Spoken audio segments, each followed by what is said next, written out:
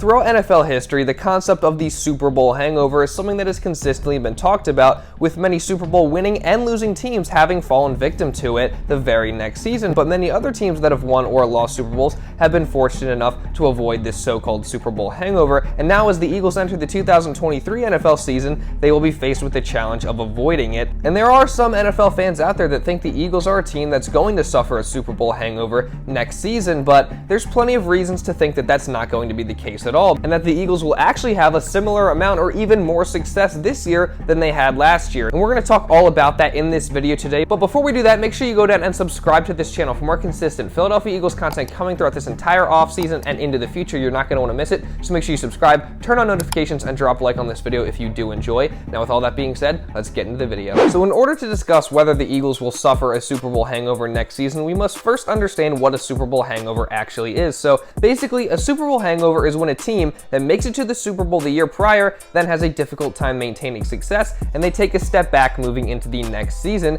And this consistently has happened throughout NFL history. We've seen plenty examples of this, and the most recent example of a severe Super Bowl hangover is the 2022 LA Rams. As the season prior, the Rams won Super Bowl 56 versus the Cincinnati Bengals to get their second Super Bowl in franchise history. And then heading into 2022, there was a lot of hope that the Rams could potentially be a team looking to repeat, but obviously that did not end up happening, as the Rams were absolutely, there's no other way to put it, they were awful in the 2022 NFL season, as they ended up finishing with a record of 5-12. And the Rams were actually the team that won the Super Bowl in this case, but there's been plenty of other examples in recent history of losing teams actually suffering a similar fate that the Rams suffered this season. Just a couple teams in recent memory that have suffered a hangover of sorts would be the Panthers in 2016, the Rams in 2019, and the 49ers in 2020. All these teams stepped back for various reasons, but the Super Bowl hangover definitely looks like, based on all these examples and plenty other examples throughout history, that it's definitely a real thing.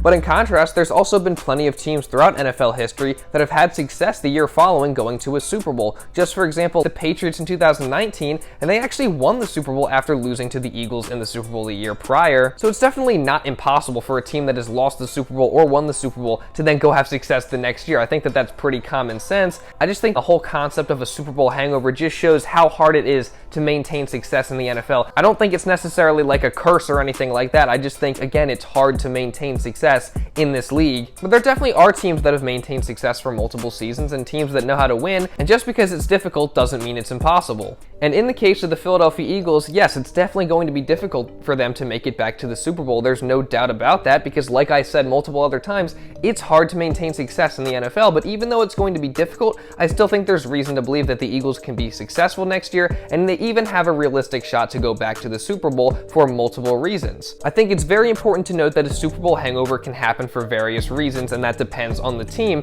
And, number one, it could be changes to the roster from year to year. It could be injury concerns. It could be a change in the mentality of the team after already experiencing some success. It could be any number of things, and it's not just limited to one specific thing. I really do think it just varies depending on what team it is, and the Eagles moving into 2023 will look to avoid some of these things and counteract some of these other issues. Now, injuries are obviously something that is unavoidable at times, but the medical staff last year for the Philadelphia Eagles was very good, and the Eagles, they had all 22 of their starters at the beginning of the season playing in the Super Bowl, so hopefully they're able to maintain that. Now, in terms of changes being made to the roster, yes, the Eagles obviously had plenty of those this offseason, and this probably is what a lot of people consider the main concern for the Philadelphia Eagles in their hopes of trying to make it back to the Super Bowl next year. And yes, it would be difficult for any team that loses this amount of key impact players to overcome, but it's definitely not impossible, because the Eagles, I think that they foresaw this coming, because the Eagles have the best GM in all of football in Howie Roseman, and he's had a plan on how to handle this situation for some time now, because he knew some of these players could leave. That's why he drafted guys like Jordan Davis,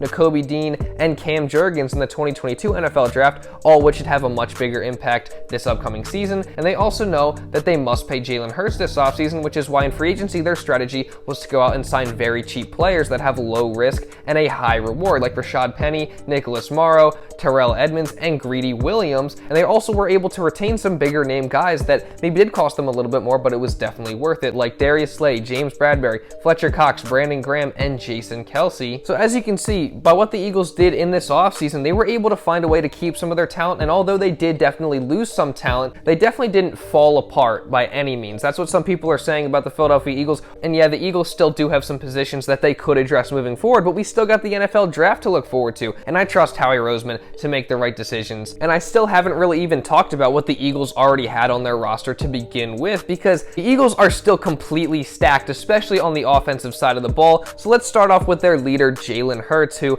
is the perfect quarterback, the perfect guy to lead this Philadelphia Eagles franchise moving into the future. Obviously, he's set to get a huge extension this offseason, and it is very well deserved because last season he took his game to a new level. He had 3,701 passing yards, 22 passing touchdowns, and only 6 interceptions, along with 165 carries and 760 rushing yards and 13 rushing touchdowns, which accounts for 35 total touchdowns, which is absolutely insane production, and that led him to finishing second in MVP voting in 2022, and he also led his team obviously all the way to Super Bowl 57, where he had a historic performance, arguably the best performance of his entire career and one of the best in Super Bowl history, and he no doubt turned himself into one of the future faces of the league, one of the future stars of this league, one of the current stars of this league, one of the current best quarterbacks in the entire NFL. There's no questioning that, and he did all this coming into a season where there were still some questions by some people around the NFL world on whether Jalen Hurts could legitimately be the Philadelphia Eagles franchise quarterback moving forward, and obviously he had an incredible season. He proved himself to be the guy for the Eagles moving forward, and he was able to do this by working extremely hard. Jalen Hurts has probably one of the best work ethics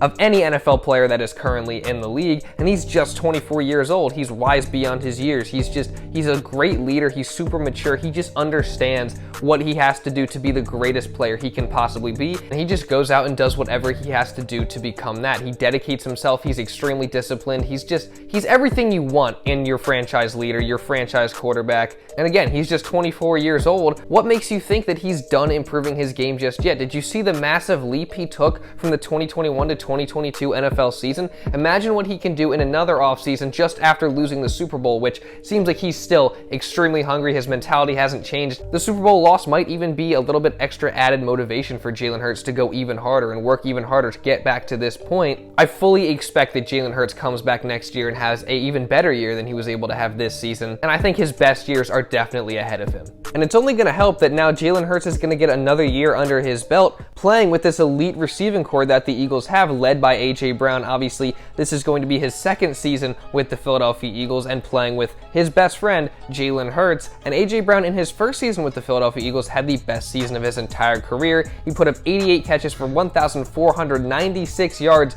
and 11 touchdowns, and he broke the Eagles' franchise record for most receiving yards in a single season, which is extremely impressive stuff. A.J. Brown's obviously either a top 5 or top 10 wide receiver. You could argue what it is, but regardless, he is a playmaker. He's a game changer. Obviously, he took the Eagles offense to a whole new level in 2022, along with the development of Jalen Hurts, and he's only going to continue to get better and grow next year and beyond, and that connection with Jalen Hurts will only continue to get stronger. And obviously, it only helps A.J. Brown to be playing alongside another elite receiver in Devonta Smith, who also took another step from his rookie year to his sophomore season in 2022, as he broke an Eagles record for the most catches by a wide receiver in a single season at 95, and he also coupled that with 1,196 receiving yards and 7 touchdowns. And let's not act like just because Devonta Smith plays with a receiver that's better than him and he's the number 2 wide receiver for the Philadelphia Eagles, like he's not already himself one of the best receivers in the entire NFL. He would be a number 1 wide receiver for probably most of the other teams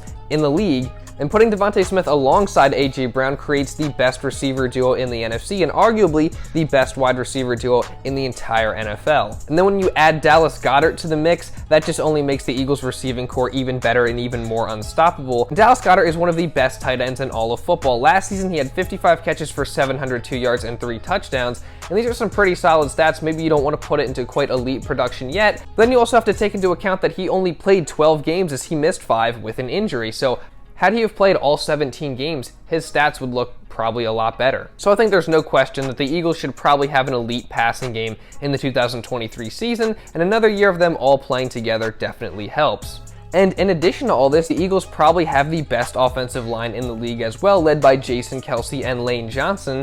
And with all the recent success that the Eagles have had, arguably the biggest reason for that success is because of the dominance of the offensive line. The offensive line has obviously consistently been great in pass protection, but also great in run blocking as well, which has led the Eagles to having one of the best rushing attacks in all of football over the past 2 seasons as well, which has been a big reason for their recent offensive success. And now the only position that is slightly in question for the Eagles offense is the running back position, which is why I've talked about consistently on this channel that I think the Eagles should go out and draft a running back somewhere early in this draft. I've talked about Bijan Robinson consistently as a guy that the Eagles should look at, whether they want to trade back from 10 and get him, or they want to trade up from 30, or whatever they want to do. Maybe they select another guy. That's something I think that they should definitely consider. But if they don't do that, they still have some solid players at their running back position, like Kenneth Gainwell and Rashaad Penny, that should hopefully be able to have some success if they don't go out and address that position moving forward into this offseason through the draft or through some of the remaining free agent options. But I definitely think